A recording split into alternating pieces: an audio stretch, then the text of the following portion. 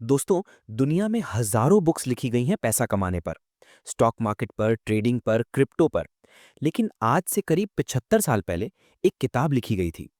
उस किताब के बारे में दुनिया के सबसे अमीर इन्वेस्टर वॉरेन बफेट ने कहा है, this is by far the best book on investing ever written. ये अब तक की इन्वेस्टिंग पर लिखी गई सबसे बेहतरीन किताब है। बफेट कहते हैं कि उनकी लाइफ में दो लोगों का सबसे बड़ा हाथ है।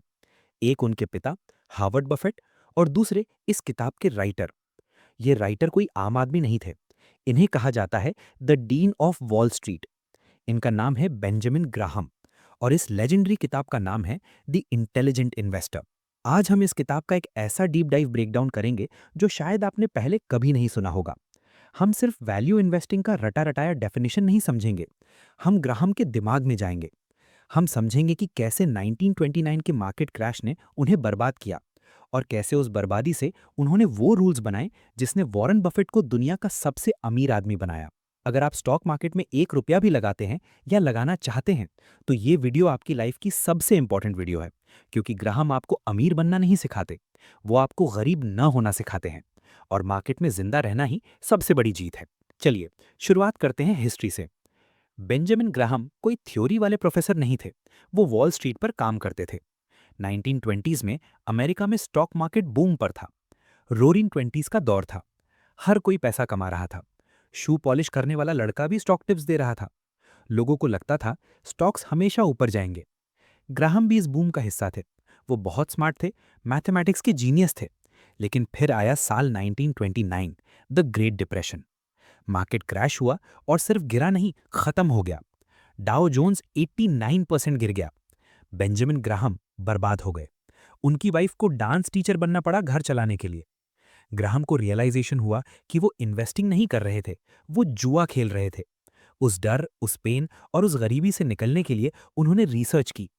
उन्होंने कहा, मैं एक ऐसा सिस्टम बनाऊंगा जिसमें इंसान कभी अपना पैसा ना खोए। चाहे मार्केट जीरो हो जाए, मेरा इन्वेस्टर सेफ रहना चाहिए। और वहां से निकला इस किताब का पहला और सबसे बड़ा lesson. Concept 1, investment versus speculation, निवेश वर्सेस सट्टा। ग्राहम सबसे पहले पेज पर ही क्लियर कर देते हैं, दुनिया में दो तरह के लोग हैं मार्केट में, इन्वेस्टर्स, स्पेक्यूलेटर्स। प्रॉब्लम यह है कि ज्यादातर स्पेक्यूलेटर्स को लगता है कि वो इन्वेस्टर्स हैं। ग्राहम इन्वेस्टमेंट की एक परफेक्ट डेफिनेशन देते हैं। इसे ध्यान से सुनिएगा, इसे रट लीजिए। An investment operation is one which, upon thorough analysis, promises safety of principal and an adequate return. Operations not meeting these requirements are speculative. इस डेफिनेशन के 3 हिस्से हैं। 1. थॉरो एनालिसिस, गहरी जांच। क्या आपने स्टॉक खरीदने से पहले उसकी बैलेंस शीट पढ़ी है? क्या आपको पता है कंपनी का बिजनेस क्या है? अगर आपने सिर्फ टिप्स सुनकर या टीवी पर किसी एक्सपर्ट को सुनकर या चार्ट पर पैटर्न देखकर पैसा लगाया है, तो ग्राहम कहते हैं आप इन्वेस्टर नहीं हैं, आप स्पेक्यूलेटर हैं। 2. सेफ्टी ऑफ प्रिंसिपल, पूंजी की सुरक्षा। इन्वेस्टर का पहला गोल प्रॉफिट कमाना नहीं होता, पहला गोल होता है पैसा खोना नहीं है। स्पेक्यूलेटर सोचता है ये स्टॉक 2 गुना हो जाएगा। इन्वेस्टर सोचता है अगर सब कुछ गलत हो गया तो भी मेरा पैसा कितना सेफ है। 3. एडिक्वेट रिटर्न, उचित मुनाफा। नोटिस कीजिए, ग्राहम ने एक्स्ट्राऑर्डिनरी रिटर्न नहीं कहा, उन्होंने एडिक्वेट कहा। इन्वेस्टर खुश होता है अगर उसे एफडी से थोड़ा ज्यादा मिल जाए, इन्फ्लेशन बीट हो जाए। स्पेक्यूलेटर को रातों रात अमीर बनना है। ग्राहम कहते हैं कि स्पेक्यूलेशन करना गलत नहीं है, जुआ खेलना गलत नहीं है, अगर आपको पता हो कि आप जुआ खेल रहे हैं। गलती तब होती है जब आप कैसीनो में जाते हैं और उसे बैंक समझ लेते हैं। अगर आप ट्रेडिंग कर रहे हैं, ऑप्शंस कर रहे हैं, शौक से करिए, लेकिन उस पैसे को अलग रखिए। ग्राहम कहते हैं, never mingle your speculative and investment operations in the same account. सट्टा और निवेश को कभी एक अकाउंट में मिक्स मत करो। Concept 2, the silent killer, inflation, महंगाई। आजकल हमें लगता है कि कैश इज किंग। लोग डरते हैं मार्केट से, इसलिए वो पैसा बैंक में रखते हैं या तिजोरी में। ग्राहम कहते हैं ये भी एक रिस्क है। ग्राहम कहते हैं कि इन्वेस्टर को सिर्फ मार्केट के गिरने से नहीं डरना चाहिए, उसे उस दुश्मन से डरना चाहिए जो दिखता नहीं है पर आपकी जेब काट रहा है, इन्फ्लेशन, महंगाई। इमेजिन कीजिए, आपने 1980 में 1 लाख रुपए तिजोरी में रखे, तब उस 1 लाख से आप एक बड़ा घर खरीद सकते थे। आज 2024 में उस 1 लाख से शायद एक बाथरूम भी न बने। पैसा वही है, नोट वही है, लेकिन उसकी पावर खत्म हो गई है। ग्राहम कहते हैं कि स्टॉक्स यानी कि शेयर्स इन्फ्लेशन के खिलाफ एक हेज है। क्यों? क्योंकि स्टॉक्स असल में बिजनेस हैं। अगर महंगाई बढ़ेगी तो ब्रेड का दाम बढ़ेगा। अगर ब्रेड का दाम बढ़ेगा तो ब्रेड बनाने वाली कंपनी का प्रॉफिट बढ़ेगा। अगर प्रॉफिट बढ़ेगा तो शेयर प्राइस बढ़ेगा। इसलिए लॉन्ग रन में स्टॉक्स आपको महंगाई से बचाते हैं। बॉन्ड्स आपको नहीं बचा पाते, क्योंकि उनका इंटरेस्ट रेट फिक्स होता है। तो ग्राहम का पहला लेसन ये है कि रिस्क सिर्फ पैसे का गिरना नहीं है, रिस्क पैसे की वैल्यू खत्म होना भी है। इसीलिए एक इंटेलिजेंट इन्वेस्टर अपना कुछ हिस्सा स्टॉक्स में रखता है और कुछ हिस्सा बॉन्ड्स में रखता है। ग्राहम एक रूल देते हैं, 50-50 रूल। अपना पोर्टफोलियो 50% स्टॉक्स में रखो और 50% बॉन्ड्स या एफडी में रखो। अगर मार्केट बहुत गिर जाए और स्टॉक्स सस्ते हो जाएं तो स्टॉक्स को 75% तक ले जाओ। अगर मार्केट बहुत महंगा हो जाए, बबल, तो स्टॉक्स को 25% तक ले आओ। लेकिन कभी भी 100% पैसा स्टॉक मार्केट में मत डालो और कभी भी 100% पैसा बैंक में मत रखो। बैलेंस जरूरी है। दोस्तों, ये थी फाउंडेशन। लेकिन अभी हमने असली विलन से मुलाकात नहीं की है। ग्राहम ने कैरेक्टर बनाया था, एक इमेजिनरी पार्टनर, जिसका नाम है मिस्टर मार्केट। ये इन्वेस्टिंग हिस्ट्री का सबसे फेमस मेटाफर है। पार्ट 2 में हम मिस्टर मार्केट से मिलेंगे। हम समझेंगे कि कैसे आपका दिमाग, साइकोलॉजी, आपका सबसे बड़ा दुश्मन है। और हम बात करेंगे डिफेंसिव वर्सेस एंटरप्राइजिंग इन्वेस्टर की, कि आपको सुस्त यानी कि लेजी इन्वेस्टर बनना चाहिए या चुस्त यानी कि एक्टिव इन्वेस्टर। दोस्तों, स्वागत है पार्ट 2 में। पिछले पार्ट में हमने देखा कि इन्वेस्टमेंट और स्पेक्यूलेशन में क्या फर्क है। अब हम उस कॉन्सेप्ट पर आते हैं जो वॉरेन बफेट का सबसे फेवरेट कॉन्सेप्ट है। बफेट कहते हैं कि अगर आप इस कॉन्सेप्ट को समझ गए तो आप मार्केट में कभी फेल नहीं होंगे। ग्राहम कहते हैं, इमेजिन कीजिए आप एक बिजनेस के ओनर हैं। आपका एक पार्टनर है, उसका नाम है मिस्टर मार्केट। ये मिस्टर मार्केट एक बहुत अजीब इंसान है। इसे शायद बाइपोलर डिसऑर्डर है। इसका मूड रोज बदलता रहता है। मिस्टर मार्केट का बस एक ही काम है। वो रोज सुबह आपके दरवाजे पर आता है और आपको एक प्राइस बताता है। वो कहता है, भाई साहब, क्या आप अपना हिस्सा मुझे बेचना चाहते हैं या मेरा हिस्सा खरीदना चाहते हैं? आज का भाव ये है। अब सीन देखिए। कभी कभी मिस्टर मार्केट बहुत खुश होता है, यूफोरिया। उसे लगता है दुनिया बहुत अच्छी है, बिजनेस में सिर्फ प्रॉफिट होगा। उस दिन वो आपको बहुत हाई प्राइस ऑफर करता है, मुझे अपना हिस्सा बेच दो, मैं तुम्हें मुंह मांगी कीमत दूंगा। कभी कभी मिस्टर मार्केट बहुत उदास होता है, डिप्रेशन। उसे लगता है दुनिया खत्म होने वाली है, बिजनेस डूब जाएगा। उस दिन वो आपको बहुत लो प्राइस ऑफर करता है, भाई मेरा हिस्सा खरीद लो, मैं बहुत सस्ते में बेचने को तैयार हूं, बस मुझे निकलना है। अब ग्राहम पूछते हैं कि क्या आप मिस्टर मार्केट के मूड के हिसाब से अपना फैसला लेंगे? अगर मिस्टर मार्केट रो रहा है तो क्या आप भी रोने लगेंगे कि ओ नो, बिजनेस बेकार है?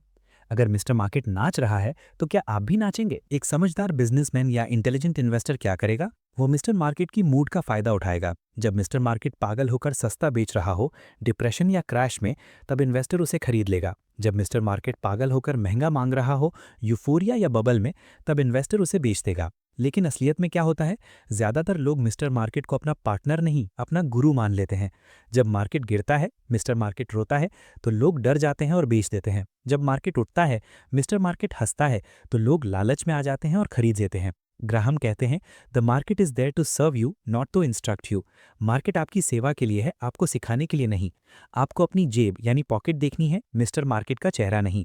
अगर आपके पास एक सॉलिड बिजनेस है जो हर साल प्रॉफिट कमा रहा है, तो इससे क्या फर्क पड़ता है कि आज उसका शेयर प्राइस गिरा हुआ है? इनफैक्ट अगर वो गिरा हुआ है तो ये खुशी की बात है, आपको वही बिजनेस सेल पे मिल रहा है। सुपरमार्केट में जब सेल लगती है तो हम भागकर जाते हैं, स्टॉक मार्केट में जब सेल लगती है तो हम भागकर दूर जाते हैं। यही वो गलती है जो इंटेलिजेंट इन्वेस्टर नहीं करता। Concept 3, no thy self, defensive versus enterprising. अब आता है इस किताब का सबसे प्रैक्टिकल सवाल। ग्राहम पूछते हैं, आप किस तरह के इन्वेस्टर हैं? उन्होंने इन्वेस्टर्स को अमीर या गरीब में नहीं बांटा, उन्होंने इन्वेस्टर्स को मेहनत और एटीट्यूड के हिसाब से बांटा है। दो तरह के इन्वेस्टर्स होते हैं, द डिफेंसिव यानी पैसिव इन्वेस्टर, द एंटरप्राइजिंग यानी एक्टिव इन्वेस्टर। ये समझना बहुत जरूरी है क्योंकि 90% लोग इसमें गलती करते हैं। 1, द डिफेंसिव इन्वेस्टर। ये वो इंसान है जिसके पास स्टॉक मार्केट रिसर्च करने का टाइम नहीं है। ये डॉक्टर है, इंजीनियर है, टीचर है। इसका फोकस अपनी जॉब पर है। ये चाहता है कि इसका पैसा ग्रो करे, पर इसे टेंशन नहीं चाहिए, इसे चार्ट्स नहीं देखने, इसे एनुअल रिपोर्ट्स नहीं पढ़नी। ग्राहम कहते हैं, इसमें कोई बुराई नहीं है। अगर आप डिफेंसिव इन्वेस्टर हैं तो आपका गोल मार्केट को बीट करना नहीं होना चाहिए। आपका गोल होना चाहिए एवरेज रिटर्न कमाना, बिना किसी टेंशन के। डिफेंसिव इन्वेस्टर के लिए ग्राहम की स्ट्रैटेजी सिंपल है, डाइवर्सिफिकेशन। 10 से 30 अच्छी कंपनीज के शेयर्स खरीदो या आज के ज़माने में इंडेक्स फंड खरीदो। ब्लू चिप, सिर्फ बड़ी, पुरानी और प्रॉफिट मेकिंग कंपनीज में पैसा लगाओ। छोटी नई रिस्की कंपनीज को हाथ मत लगाओ। Dollar cost averaging. ये ग्राहम दिया हुआ सबसे पावरफुल टूल है। मार्केट ऊपर हो या नीचे, हर महीने एक फिक्स्ड अमाउंट इन्वेस्ट करो, एसआईपी। जब मार्केट नीचे होगा आपको ज़्यादा यूनिट्स मिलेंगे, जब ऊपर होगा कम मिलेंगे। लॉन्ग टर्म में आपका बाइंग प्राइस एवरेज हो जाएगा और आप प्रॉफिट में रहेंगे। ग्राहम कहते हैं, dollar cost averaging is the only method that guarantees you will buy more shares when they are cheap. The enterprising investor. ये वो इंसान है जो मार्केट को अपना फुल टाइम जॉब या सीरियस हॉबी मानता है। ये रिसर्च करने को तैयार है, ये बैलेंस शीट्स पढ़ने को तैयार है, ये मार्केट की हिस्ट्री समझने को तैयार है। इसका गोल है मार्केट से ज़्यादा रिटर्न कमाना।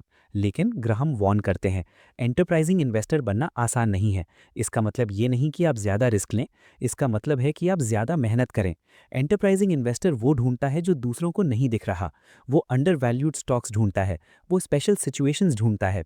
सबसे बड़ी गलती, ग्राहम कहते हैं कि ज़्यादातर लोग डिफेंसिव होते हैं।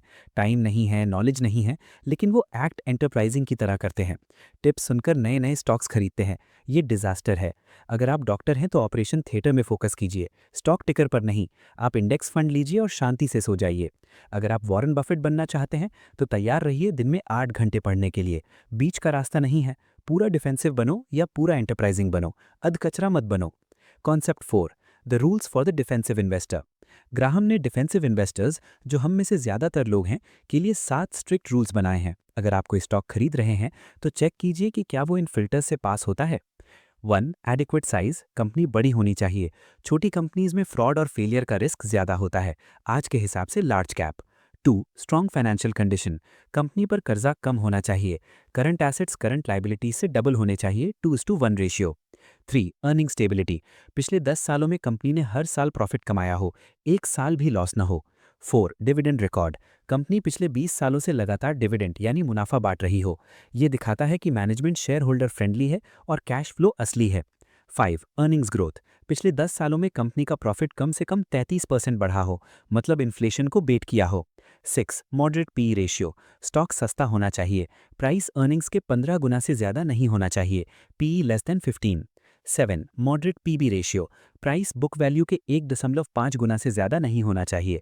ग्राहम कहते हैं, अगर आप डिफेंसिव इन्वेस्टर हैं और आपने कोई स्टॉक खरीदा जो इन रूल्स को तोड़ता है तो आप गुनाह कर रहे हैं, आप रिस्क ले रहे हैं बिना मेहनत किए।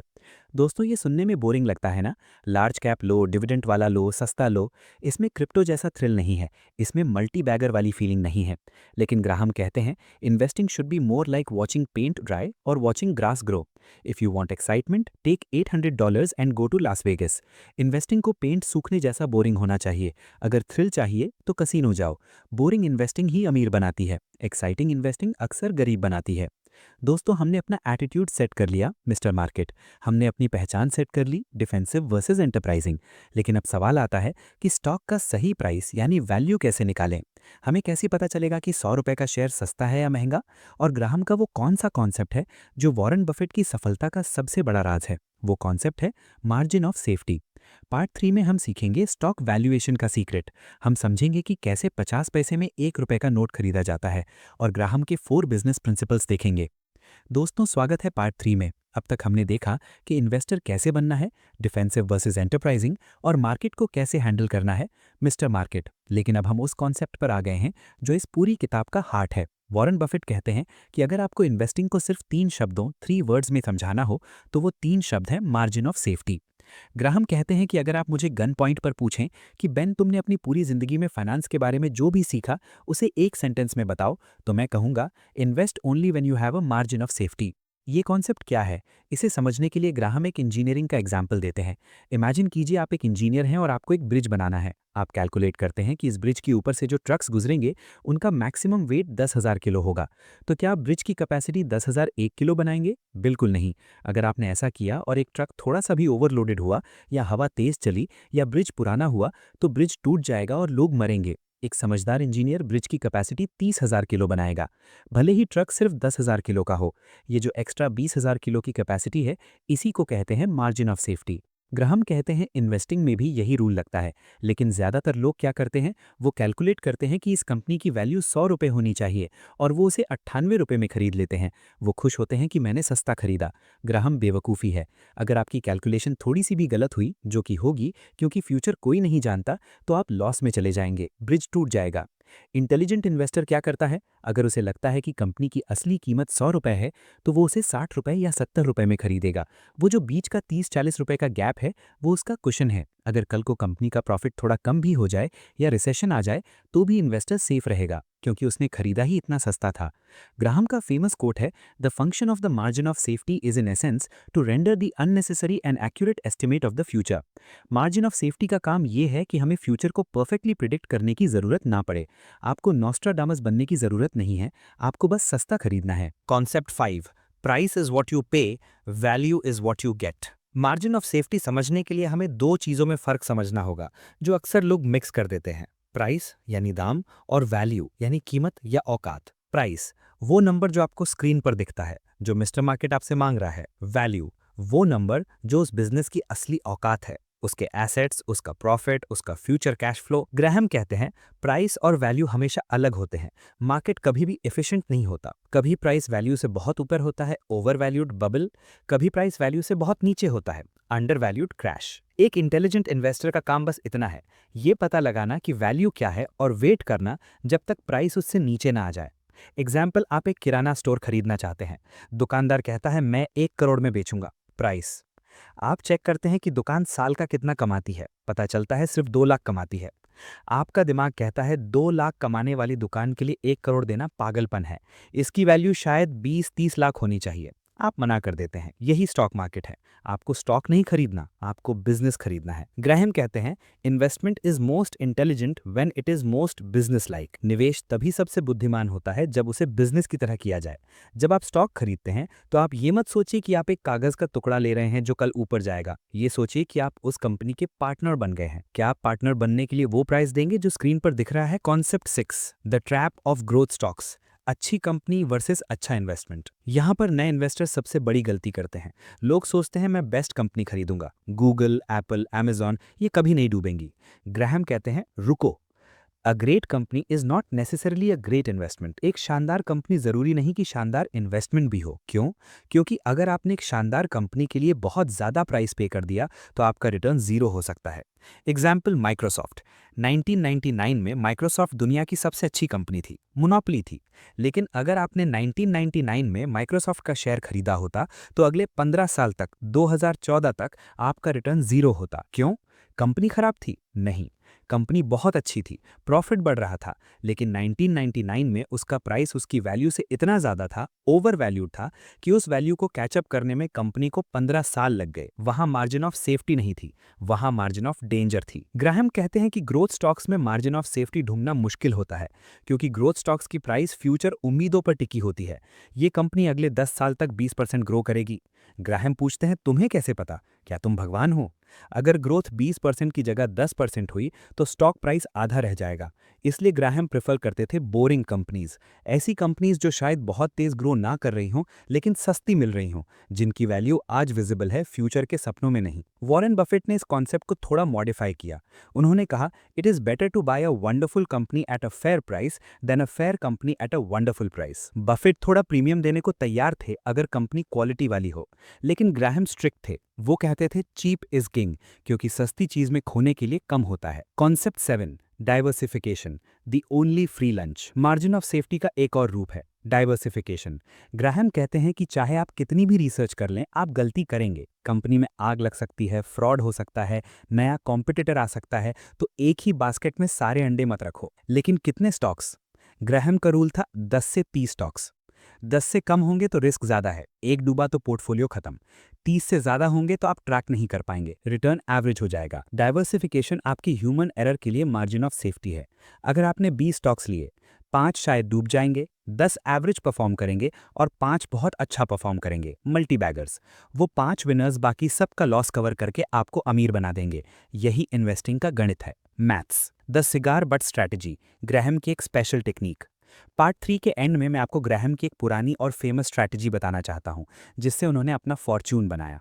इसे कहते हैं नेट नेट इन्वेस्टिंग या सिगार बट इन्वेस्टिंग। ग्राहम सड़क पर पड़ी हुई सिगार बट्स ढूंढते थे, वो सिगार्स जो लोगों ने पीकर फेंक दिए हैं, लेकिन उनमें अभी भी एक पफ बचा है। वो गंदे लगते हैं, कोई उन्हें उठाना नहीं चाहता, लेकिन वो फ्री हैं। स्टॉक मार्केट में इसका मतलब क्या है?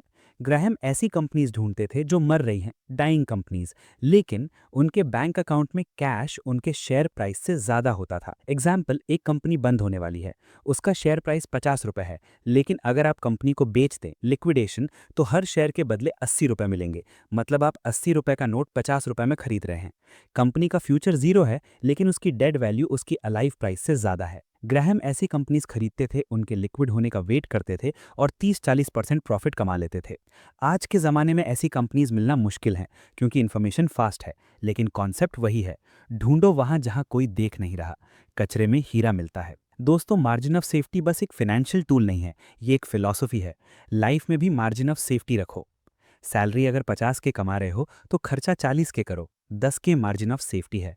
टाइम अगर 10 बजे मीटिंग है तो 9:45 पहुंचो। 15 मिनट मार्जिन ऑफ सेफ्टी है। जो इंसान मार्जिन लेकर चलता है वो कभी पैनिक में नहीं आता। पार्ट 3 में हमने सीखा कि सस्ता खरीदना ही सुरक्षा है, लेकिन पार्ट 4 अभी बाकी है। पार्ट 4 में हम इस मास्टर क्लास को कंक्लूड करेंगे। हम वॉरेन बफेट का famous essay the super investors of Graham and Doddsville discuss करेंगे। हम देखेंगे कि ग्राहम के students Warren Buffett, Walt Schloss, Bill Ruane ने मार्केट को कैसे बीट किया। और मैं आपको 4 फाइनल चेकलिस्ट दूंगा जो आपको स्टॉक खरीदने से पहले टिक करनी है। दोस्तों, स्वागत है इस मास्टर क्लास के आखिरी पार्ट में। हमने अब तक ग्राहम की फिलॉसफी सीखी, लेकिन आपके दिमाग में शायद एक शक होगा, ये बातें 1949 में सही थी। क्या आज के कंप्यूटर और एआई के ज़माने में ये पुराने रूल्स काम करते हैं? आजकल बड़े बड़े इकोनॉमिस्ट्स कहते हैं एफिशिएंट मार्केट हाइपोथेसिस। वो कहते हैं कि मार्केट इतना स्मार्ट है कि आप उसे बीट नहीं कर सकते। अगर कोई बीट करता है तो वो सिर्फ लक है, यानी किस्मत है। इस बात का जवाब वॉरेन बफेट ने 1984 में कोलंबिया यूनिवर्सिटी में दिया था। उन्होंने एक फेमस स्पीच दी थी जिसका टाइटल था the super investors of Graham and Doddsville. Buffett ने कहा था, मान लीजिए हम पूरे अमेरिका के 225 मिलियन लोगों को कॉइन टॉस करने के लिए बोलते हैं, यानी सिक्का उछालने के लिए बोलते हैं। अगर सब कॉइन उछालेंगे तो मैथमेटिकली आधे लोग जीतेंगे हेड्स और आधे हारेंगे टेल्स। अगर हम ये रोज करें तो 20 दिन बाद शायद सिर्फ 215 लोग बचेंगे जिन्होंने लगातार 20 बार हेड्स लाया होगा। अब प्रोफेसर्स कहेंगे, देखो ये 215 लोग सिर्फ लकी हैं, इन्होंने कोई स्किल यूज नहीं किया, ये स्टैटिस्टिक्स है। बफेट ने कहा, हाँ ये सच हो सकता है, लेकिन अगर वो 215 लोग एक ही शहर से आए हों, अगर वो सारे विनर्स एक ही स्कूल के पढ़े हुए हों, अगर वो सब एक ही टीचर के स्टूडेंट हों, तब आप क्या कहेंगे? तब आप कहेंगे कि उस स्कूल में कुछ खास सिखाया जाता है। फिर बफेट ने एक लिस्ट दिखाई। उस लिस्ट में उन इन्वेस्टर्स के नाम थे जिन्होंने ग्राहम से सीखा था। वॉल्टर स्लॉस, ये आदमी कॉलेज भी नहीं गया था। इसने 45 इयर्स तक मार्केट को बीट किया। इसके पास कोई कंप्यूटर नहीं था, कोई टीम नहीं थी, ये सिर्फ एनुअल रिपोर्ट्स पढ़ता था और ग्राहम के रूल्स लगाता था। टॉम क्नैप, ट्वीडी ब्राउन पार्टनर्स, इन्होंने मार्केट को बड़े मार्जिन से बीट किया। बिल रुआन, सिकोया फंड, इन्होंने मार्केट को बीट किया। वॉरेन बफेट, इनका तो हमें पता ही है। बफेट ने कहा, इन सब ने अलग अलग स्टॉक्स खरीदे, इन्होंने एक दूसरे से बात नहीं की, लेकिन इन सब का इंटेलेक्चुअल बाप यानी पेट्रियार्क एक ही था, बेंजामिन ग्राहम। इन सब ने वही 3 चीज़ें फॉलो की। स्टॉक एक बिजनेस है, मिस्टर मार्केट मूड स्विंग वाला पार्टनर है, मार्जिन ऑफ सेफ्टी ज़रूरी है। ये प्रूफ है कि ग्राहम के रूल्स सिर्फ थ्योरी नहीं है, ये लॉज ऑफ फिजिक्स की तरह हैं। ग्रेविटी 1949 में भी वही थी, आज भी वही है, क्योंकि मार्केट स्टॉक से नहीं बनता, मार्केट इंसानी जज्बातों यानी ह्यूमन इमोशन से बनता है। और इंसान का नेचर, लालच और डर पिछले 5000 साल में नहीं बदला और अगले 5000 साल में भी नहीं बदलेगा। The 4 point final checklist, stock खरीदने से पहले। अब हम इस मास्टर क्लास को प्रैक्टिकल बनाते हैं। कल जब आप अपना डीमैट अकाउंट खोलें और किसी स्टॉक पर बाय बटन दबाने वाले हों, तो रुक जाना।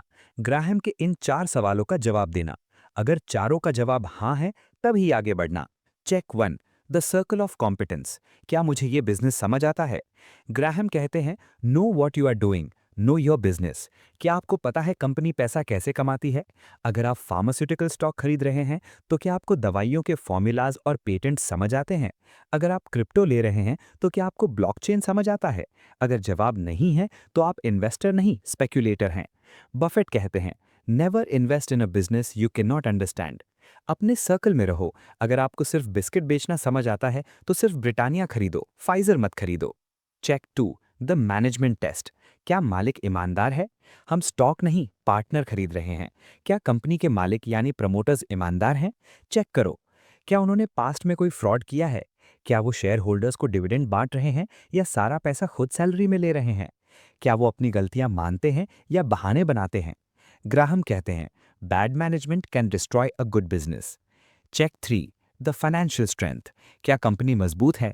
बैलेंस शीट देखो। डेट यानी कर्जा, क्या कंपनी पर बहुत उधार है? अगर डेट टू इक्विटी रेशियो 1 से ज्यादा है तो सावधान रहो। रिसेशन में कर्ज वाली कंपनी सबसे पहले डूबती हैं।